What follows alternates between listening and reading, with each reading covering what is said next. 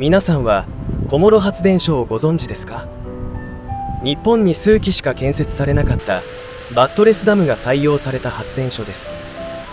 しかし決壊事故を起こして現在はその姿はありません。今回水力調査員は当時の書籍と80年以上経過した現状からなぜ事故が起き、それをどう解決したのかを紹介してみたいと思います。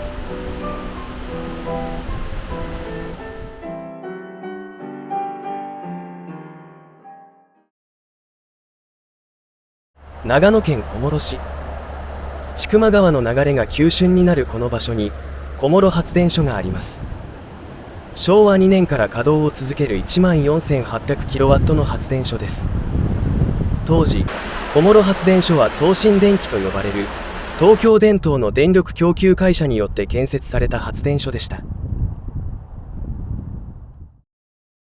東京と信州を結ぶことから東進電機と呼ばれていますが、この電力会社は現在の味の素が設立したものでした。明治30年代から東京方面の電力需要は高騰していきました。当初は火力発電所でその電力を賄いましたが、石炭価格の高騰が経営を圧迫させていき、東京電灯は電力を稼働費の安価な水力発電所に移行していきました。そこで東京に送電する目的で東進電機は高瀬川の開発、千曲川の開発を進めることになりました。東進電機は千曲川上流の海尻から上田市の塩川に至る約 50km を開発区域としてきましたが、上流区間は河川勾配が大きいため水の到達速度は速いのですが、これが下流に向かうにつれ河川勾配が小さくなるため発電開始する水量の補足時間が長くなり、運転に支障をきたすとされました。そこで穂積発電所では水路途中に広大な調整池を建設して、上流の発電所からの放水を待つことなく発電を開始できる方法を採用しました。ところがこうした調整池を水路で運用する場合、調整池の下流はさらに水量不足を引き起こすため、綿密な水路構造計算が必要となっていきます。こうした上流の開発事情により、下流に建設された小諸発電所では安定的な水量を補足できないとして建設は難航しました。この問題を解決したのは小諸発電所の複雑な水路構造でした。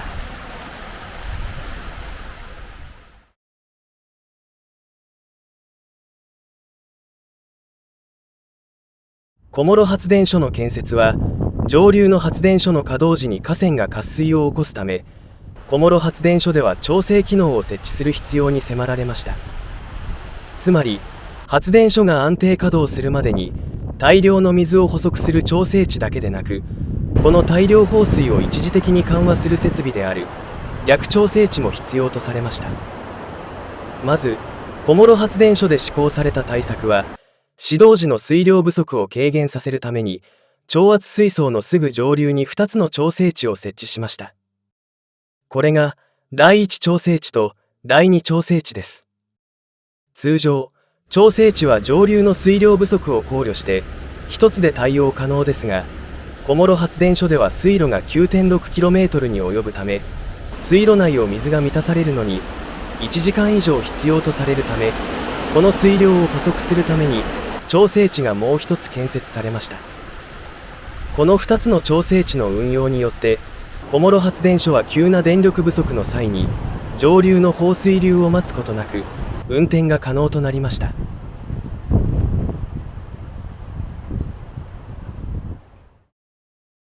さらに小諸発電所から貯水分を放水するため、下流では通常の河川流量以上が流れてしまいます。そこで防止策として発電所の放水口、つまり千曲川に逆調整池を建設して千曲川の流量変動を極力抑える構造にしました。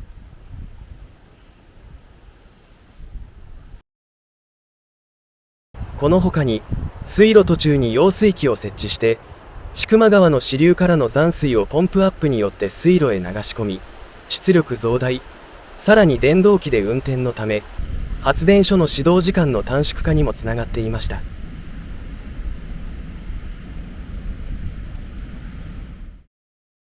また水路が 9.6km に及ぶため、水路の通過地点には多くの渓流が流れていました。そこでこの渓流に小規模な渓流取水口を設置して水路へ流し込む方式を採用し、出力増大につなげました。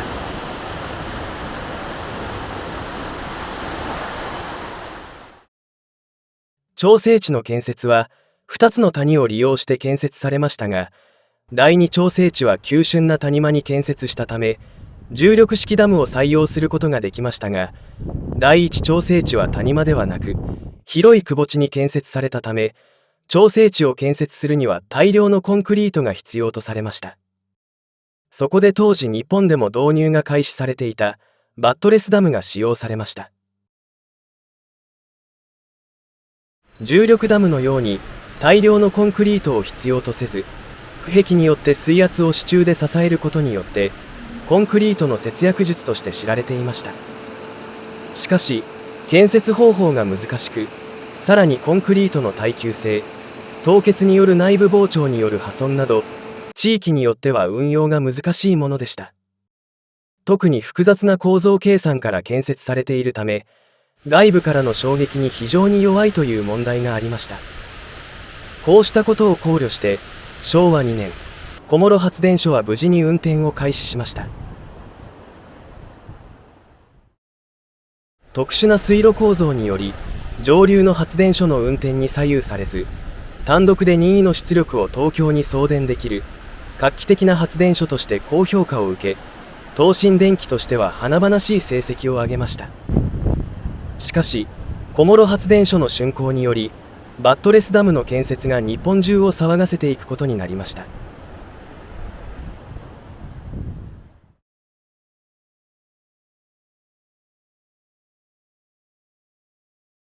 昭和3年8月29日午前11時、午前中の戦闘負荷が終了し、発電所は夕方の戦闘負荷に対応するため通常運転に切り替えられ、職員は調整池の巡視に向かいました。第1と第2調整池は午前中の稼働により水位が若干低下していましたが、通常運転に切り替わったことで貯水も開始されていました。午後4時8分、第1調整池の左岸が轟音と同時に崩れ落ち、ダムの下部分から水が噴き出し、ダム湖内に渦が発生した。直ちに発電所の操作室に電話が入った。第一調整池から水が漏れている。取水を停止してくれ。職員は直ちに水門小屋に専用線で連絡を取った。直ちにゲートを全閉してくれ。午後4時10分、水門係の職員は千曲川からの清水門をすべて閉じ、陳車槽のゲートを全開にして排水処理を開始した。第一調整池ではダムの左岸からの吹き出し量が多くなり、緊急で調整池内部の排鎖ゲートを全開にして排水処理に当たったが、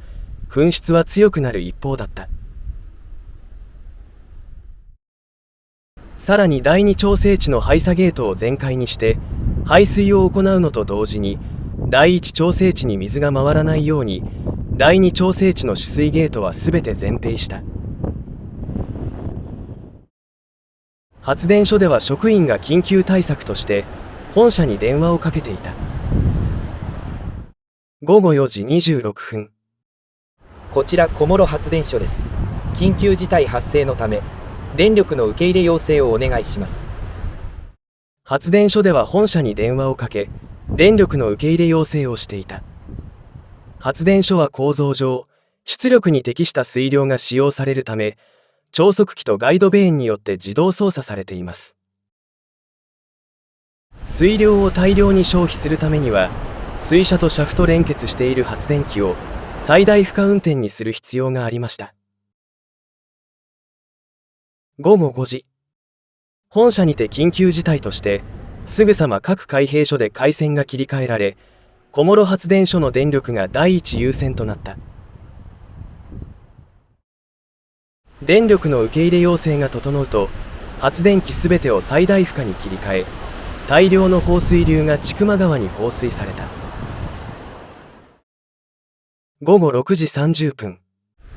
水路内部の水が抜けたため、発電機は通常運転に切り替えられた。午後8時、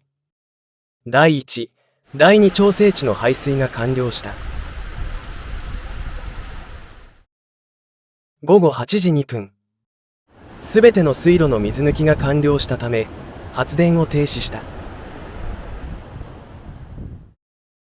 調整池の下流は民家や農地が押し流されていたため、行方不明者の捜索が続けられていた。竣工後間もない小諸発電所は、第一調整池が決壊したことにより、5名の死者を出す大事故を引き起こしてしまいました。事故後、第1、第2調整池は使用できない処置を施し、9月3日午前6時から取水が開始されました。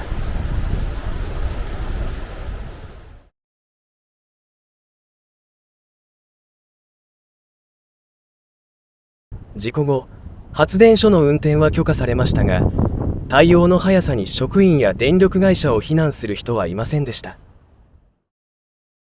当時の事故を振り返ると、なぜすぐに水を抜くことができなかったのか、発電停止までの4時間はなぜだったのかなど、疑問が多いと思います。今回、水力調査員は当時の資料をもとに、なぜ4時間必要だったかを検証したところ、水路の構造が今回の事態収束を遅らせた要因であるのが分かりました。当時、小諸発電所の水路は建設の関係上、水路式が採用されていました。これにより、発電所から取水口まで 9.6km の長距離水路が建設されることになりました。さらに、調整池と水路の接続は、一定の流量を超すと調整池にあふれる越水式が採用されていました。つまり、調整池の水を早く抜くには、水路に溜まった水を最初に排水する必要があり、これが調整池の排水に時間がかかってしまった要因でした。これを計算式で考えると、水路が 9.6km あり、その断面は 4.2m×3.9m となります。この水路全体の最大体積は 158km 立方メートルになります。さらに通常運転に切り替わっていたので、約 127km 立方メートルとします。ここから水車の使用流量が 27.82 立方毎秒で減少するので、127km 立方メートルを 27.82 で割ると4500秒、つまり 1.3 時間必要になります。調整池で排水処理もしていますが、これを考えても1時間程度になります。さらに、第1調整池と第2調整池の総容量が 156km 立方メートルで、第1調整池はこの 60% になるので、容量は 96km 立方メートルになります。ここから 96km 立方メートルを水車使用流量で割ると、約1時間かかります。隣の第2調整池も一緒に排水されていたので、約 0.6 時間かかります。この結果、17時に最大運転に切り替えてから約2時間半の排水時間が必要になります。これを排鎖ゲートの排水のみで処理していたら膨大な時間がかかっていたでしょう。こうした発電所の構造を理解した職員によって小諸発電所の決壊事故は迅速に対応されたものでした。また、本社に緊急電話をした場合、重役会によって対策の決議がされるのですが、小諸発電所の対応では時間と人命を第一優先にしたため、重役会は無効として直ちに電力の受け入れ要請と対応が進められていました。こうした内容は土木学会でも事故の対応に不公平はないとして評価を受けています。第一調整池の決壊を受けて、学会関係者はこの事故の究明に当たりました。その要因は、火山地質によく見られるガマと呼ばれる気泡が要因でした。小諸町の地質は噴火によってできた凝灰岩によって形成された地域で、凝灰岩にうずもれた物質は徐々に腐食して空洞状態を作り出します。第二調整池は重力式を採用したため、圧力が均等に地面と両岸に分配されますが、第一調整池ではバットレスダムを採用したため、支柱に高い圧力が集中します。ここにガマが存在していたため、空洞がダムの圧力によって潰され、バランスを崩した支柱は耐えることができず、一気に崩壊を招きました。こうした地質の安定しないところにバットレスダムを採用したことで今回の事故が起きたと各学会で発表され、バットレスダムの支柱の配慮などが議論されていきました。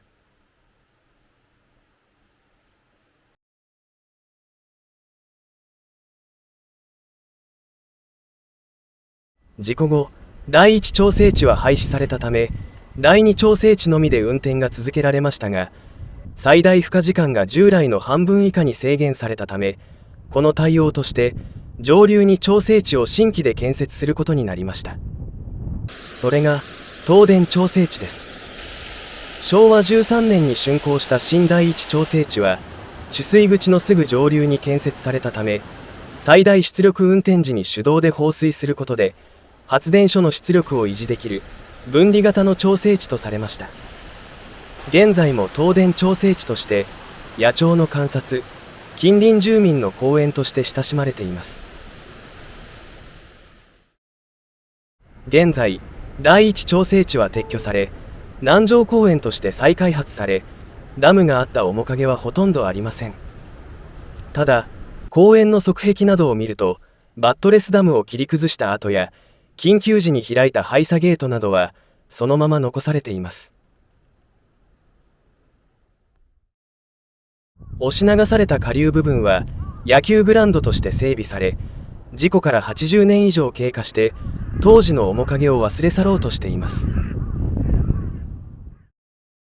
公園の中央部には現役の水路がそのまま設置されています。事故後に水路には蓋がされ、越水できないようにコンクリートで蓋がされています。当時のゲートなどはコンクリートに跡がそのまま残っていました。また発電所の水路設備は当時の水路橋など今も竣工時と変わらない姿が多く、現在も東京の電力を支えています。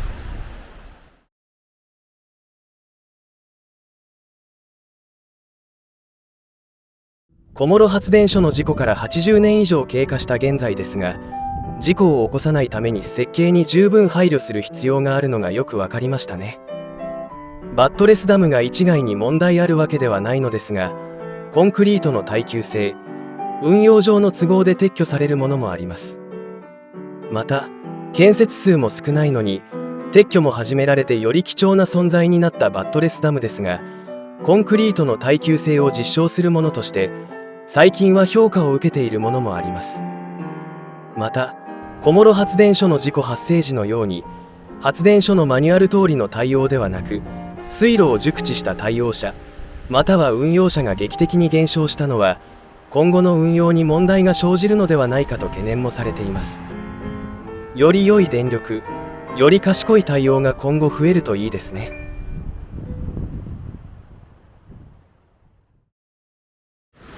ご視聴ありがとうございました。次回作を急いで制作しております。よろしければチャンネル登録よろしくお願いいたします。